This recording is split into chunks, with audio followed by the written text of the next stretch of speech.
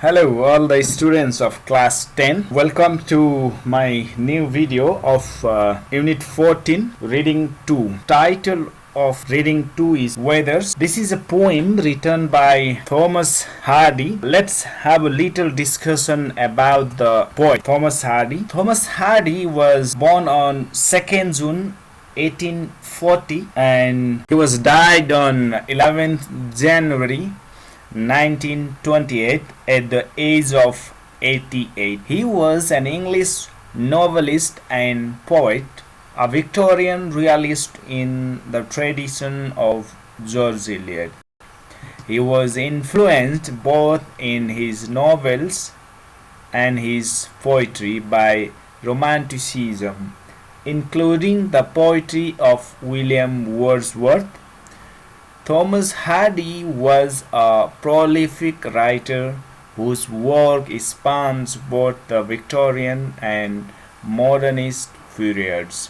He published 14 novels in his lifetime, the most famous of which, Tales of the D'Urbervilles and Jude the Obscure, are critically acclaimed and remain widely read.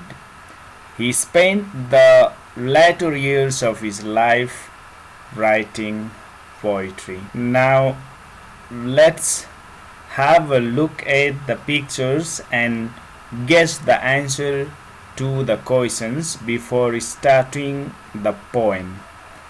Question number A is, what season do these two pictures represent?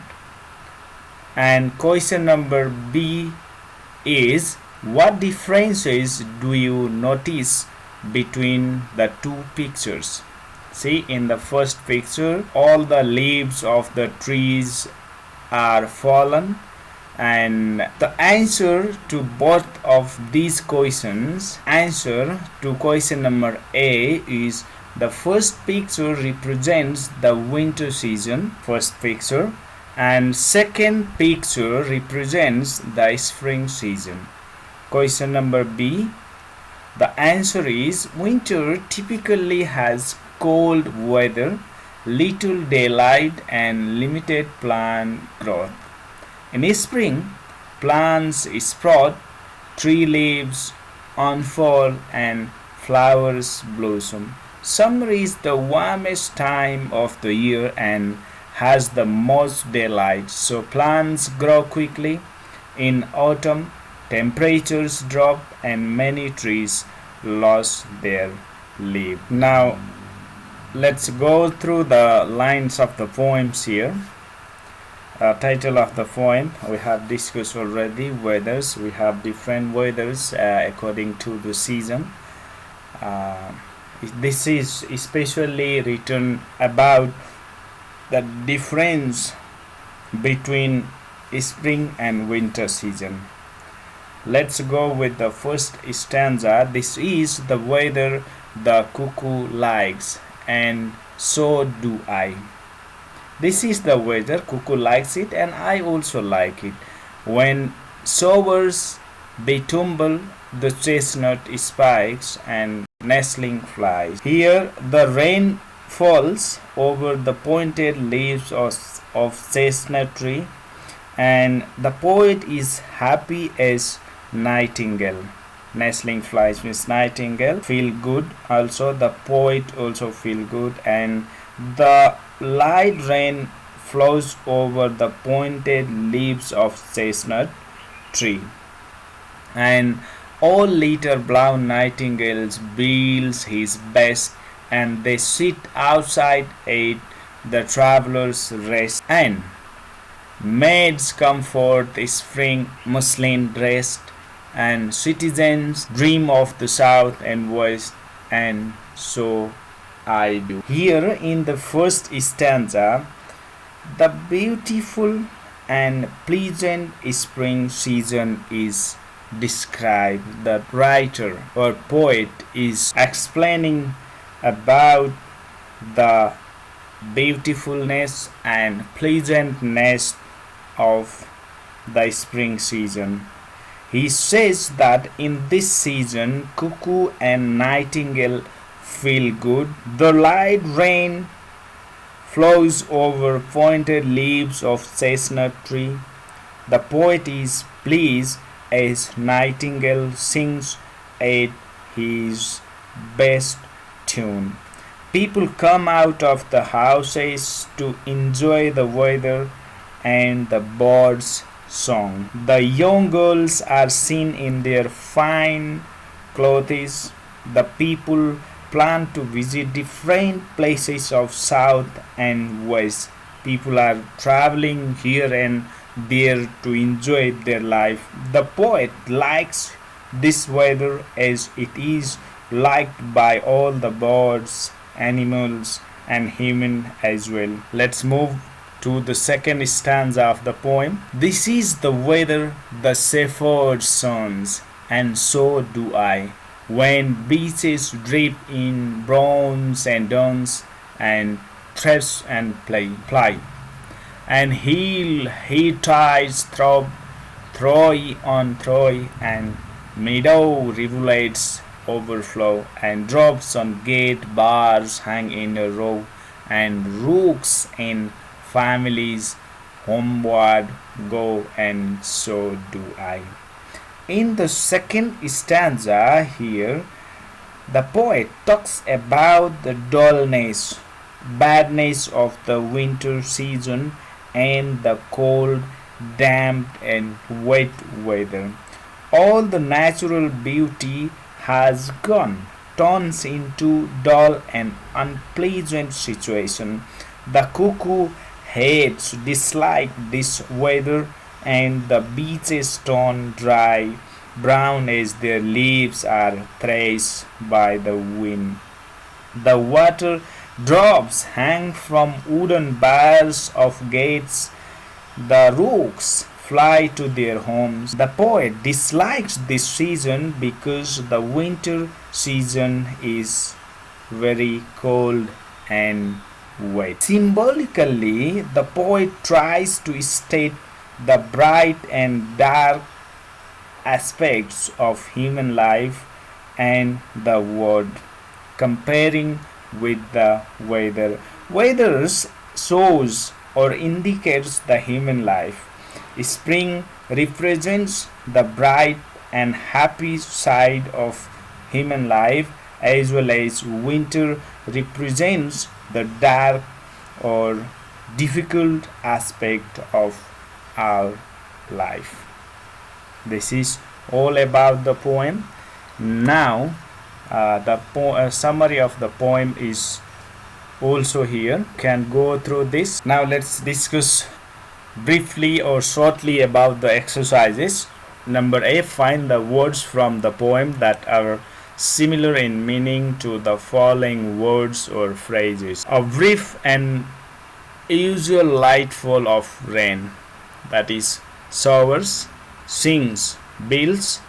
Young women, maids. To tumble about, throw into disorder, betumble. Baby birds, nestlings. Dislikes, sons. A dull grayish or brown color, or dawns. Beat or sound with a strong regular rhythm, throb. Small rivers, streams, or rivulets. Let's go to another number, which is number B. Answer these questions. What do the nestlings do in the spring? In the spring, the nestlings fly. Question number B. What does the nightingale do? The nightingale sings its best.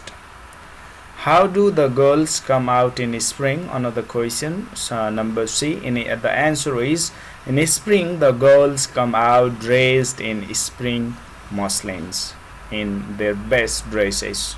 Next question is number D. What plan do people make? Plan to visit different places of south and west. What happens to the beaches in winter? In winter, beaches turn into brown and dry. Done. Number F. Where do rooks go? Why do they migrate? Rooks go to their nest or rookeries. They might migrate for various reasons, including breeding, access to food, social bonding, and seeking suitable environmental conditions that support their survival and reproductive success. Next question: does the poet enjoy the winter or the spring?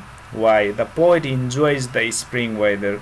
The repetition of the phrase "and so do I" suggests that the poet shares the same preference for the weather as the cuckoo, nestlings, nightingale, maids, and citizens who dream of the south and west. Another number is number C. In number C, the summary of the poem is given here, but some words are missing and the options are given here. We have to choose the correct one to complete the interpretation of the poem. Complete the interpretation of the poem using suitable words or phrases given below. The poem Weathers was composed by an English poet, Thomas Hardy, who talks about two different seasons, which are the spring and the winter. In the first stanza, the pleasant spring season is described. Cuckoo and nightingale feel good in this season. The light rain flows over the pointed leaves of chestnut tree. The poet is pleased as the nightingale sings at his best tune. People come out of their houses to enjoy the weather and the bird's song. The young girls are seen in their fine clothes. The people plan to visit different places of the south and west. To an English person, the south and the west are associated with summer holidays destinations where the weather at the time is often warm and sunny, and many coastal towns provide welcoming accommodations and amusements. The poet likes this weather as it is liked by all the birds, animals, and humans as well. In the second stanza, he talks about the winter's coldness and severity. All the natural beauty turns into dullness and discomfort. The cuckoo hates this weather. The beeches turn dull and brown as their leaves are thrashed by the wind. The water drops hang from the wooden bars of gates. One can see some streams overflow as it has been raining a lot. The rooks fly to their homes as the harshness of winter gradually grows. The poet dislikes the winter season because it is very cold and wet. Symbolically, the poet tries to state the bright and dark aspects of human life, and the word weathers indicates human life. The spring represents the bright, whereas the winter represents the dark aspects of our life. Another number D. In which season would you like to travel? Why?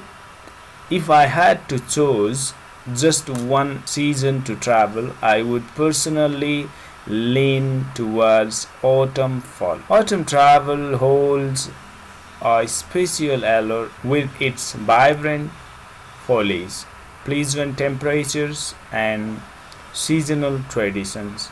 Witnessing nature's colorful transformation and indulging in harvest festivals create a unique and captivating experience.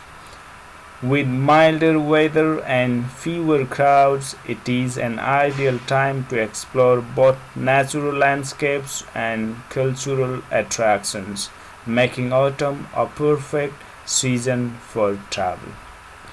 Let's go to grammar. Add a suitable question tags. Wouldn't I for A, isn't it for B, shall I for C, won't I for D, shall we for E, isn't it for F, isn't there for G, Was it? For H. Didn't it? For I.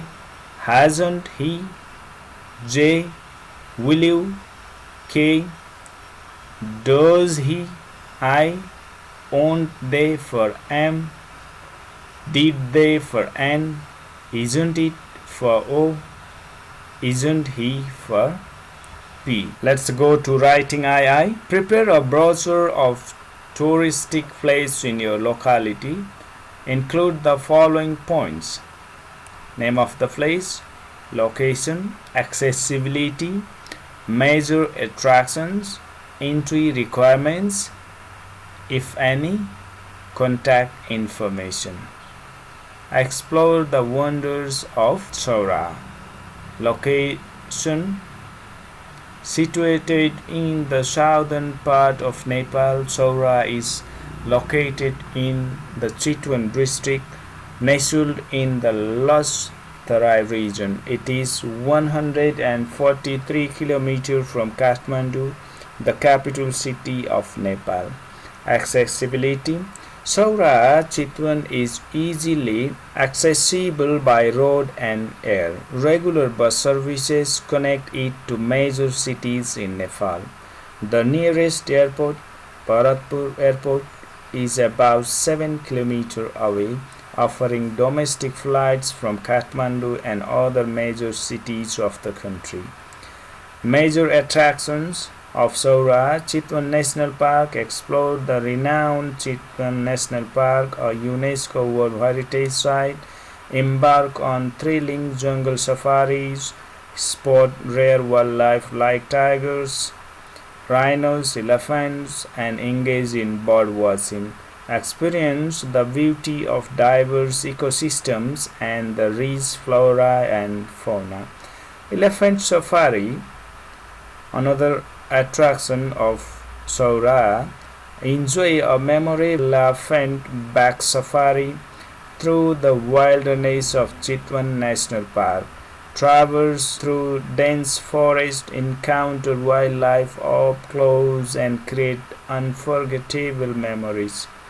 Another attraction is Tharu cultural experience. Immerse yourself in the vibrant Tharu culture with traditional dance performances, local cuisine, and authentic village stores. Discover the unique traditions, art, and lifestyle of the indigenous Tharu community. Next attraction is canoeing in the Rapti River. Embark on a tranquil canoe ride along the Rapti River.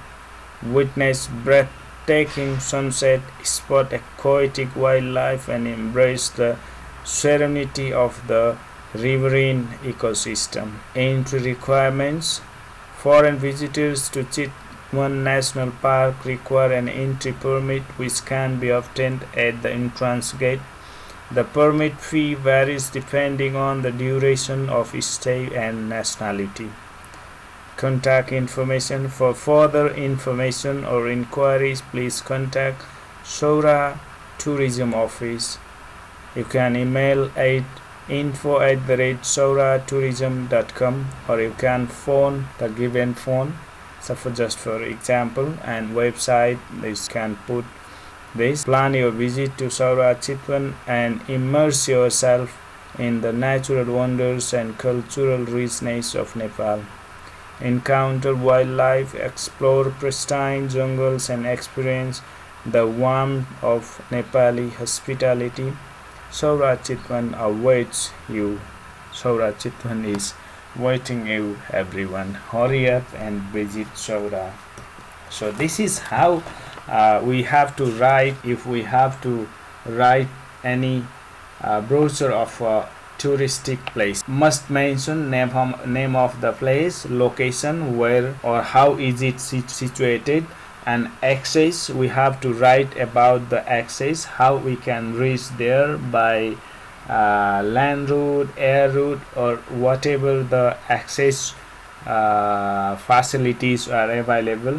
And most important thing, the attraction or main attractions of the place, and entry requirements. In some places foreigners have to take permit to visit any places, any particular place of Nepal. If any of such situation, we have to mention and contact information, how we can reach there, to whom we have to contact for reservation or whatever. Yes, these things we have to mention while writing a brochure of a touristic place. Thank you so much guys for watching this video, and please provide or give me your feedback or comments on the comment section, so that I can improve better. And don't forget to subscribe my channel. That